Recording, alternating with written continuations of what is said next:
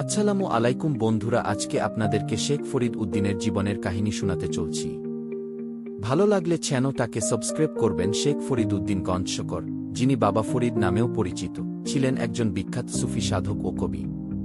তিনি 1200 সালের কাছাকাছি সময়ে ভারতের পাঞ্জাব অঞ্চলে জন্মগ্রহণ করেন। তার জীবনের একমাত্র লক্ষ্য ছিল আল্লাহর সান্নিধ্য লাভ করা। সুফি দর্শনে বিশ্বাস করা হয় যে ঈশ্বরের সঙ্গে মিলনের জন্য আত্মাকে শুদ্ধ করতে হয়, আর এই শুদ্ধি আসে কঠোর তপস্যা, প্রার্থনা ও পার্থিব আকাঙ্ক্ষা ত্যাগের মাধ্যমে। শেখ ফরিদ এই পথে এতটাই নিবেদিত ছিলেন যে তিনি নিজের শরীরের প্রতি কোনো মায়া রাখতেন না। তিনি প্রায় জঙ্গলে, নির্জন স্থানে বা কূপের মতো কঠিন পরিবেশে তপস্যা করতেন। তার একটি বিখ্যাত সাধনা ছিল কূপে উল্টো ঝুলে থাকা। তিনি একটি গাছের ডালে দড়ি দিয়ে পা বেঁধে নিজেকে কূপের ভেতর ঝুলিয়ে দিতেন।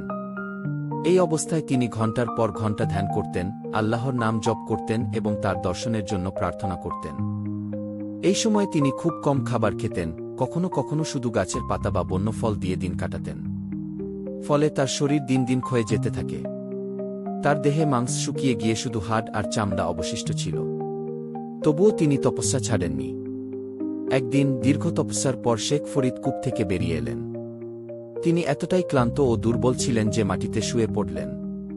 তার শরীর তখন প্রায় জীবনহীন মনে হচ্ছিল, নড়াচড়া নেই, কোনো শব্দ নেই। এই অবস্থায় কিছু কাক তার চারপাশে জড়ো হল। প্রকৃতিতে কাকেরা মৃতদেহের খোঁজে থাকে, আর শেখ ফরিদের নিশ্চল দেহ দেখে তারা ভেবেছিল তিনি মারা গেছেন। তার শরীরে মাংস বলতে তখন আর কিছুই ছিল না, কিন্তু চোখের আশপাশে এখনও সামান্য নরম টিস্যু ছিল। কাকেরা সেই দিকে আকৃষ্ট হয়ে তার চোখের কাছে ঠোকরাতে শুরু করল। কাকের জন্য এটা কোনো ব্যক্তিগত আক্রমণ বা ইচ্ছা ছিল না, বরং তারা শুধু খাবারের সন্ধানে ছিল।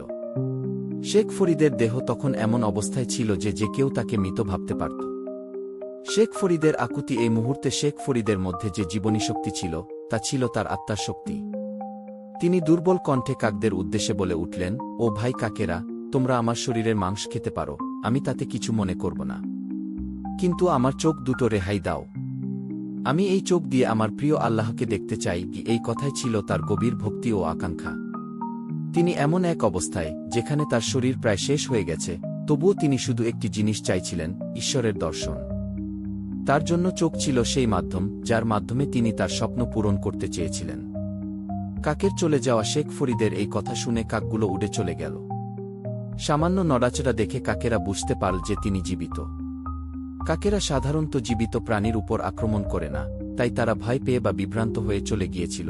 শেখ ফরিদের কথায় এমন একটি পবিত্রতা ও শক্তি ছিল যে প্রকৃতিও তার ইচ্ছার কাছে নতি স্বীকার করল। তার ভক্তি এতটাই গভীর ছিল যে কাকেরাও তার চোখ স্পর্শ করার সাহস পেল না। গল্পের পরিণতি কিছু কাহিনীতে বলা হয়, এই ঘটনার পর শেখ ফরিদের তপস্যা পূর্ণতা পায়। আল্লাহ তার সামনে আবির্ভূত। তিনি তাকে কূপ থেকে তুলে নেন। শেখ ফরিদের শারীরিক ত্যাগের কথা বলে না, এটি তার আত্মার অটল বিশ্বাস ও ঈশ্বরের প্রতি ভালোবাসার প্রতীক। কাককে এখানে প্রায়ই পার্থিব বিভ্রান্তি বা মৃত্যুর প্রতীক হিসেবে দেখা হয়, আর শেখ ফরিদের আকুতি ছিল জীবনের শেষ সীমায় দাঁড়িয়েও তার আধ্যাত্মিক লক্ষ্যের প্রতি তার নিষ্ঠা। তার কবিতায় এই ঘটনার ছায়া পড়েছে। গুরু গ্রন্থ সাহিবে তার একটি শ্লোক আছে, কাকেরা আমার কঙ্কাল খুঁজেছে, আমার সব মাংস খেয়ে ফেলেছে, কিন্তু এই চোখগুলো স্পর্শ করো না, আমি আমার প্রভুকে দেখতে চাই।